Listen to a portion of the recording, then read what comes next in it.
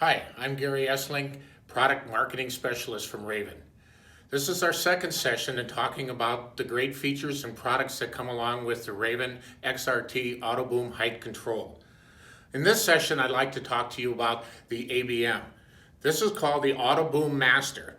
What is special about this? Well, if you see on most applications, when we have boom height control, the product controller is put on the boom. But not on this session or not on this machine with the XRT. What is important is we put this on the side of the machine.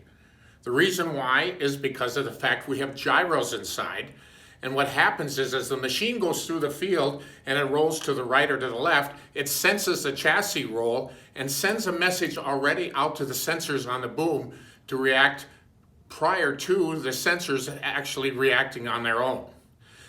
There's more to it, the ABM, than we think there is. Simply because it does pitch, roll, and yaw, it works with the center rack and sends the message right out to the sensors. So if the boom rolls to or the machine rolls to the right, it will send a message to tell the right side of the boom to go higher. We feel this gives you a look ahead. The industry is asking for look ahead. This is what we're delivering in the AutoBoom XRT.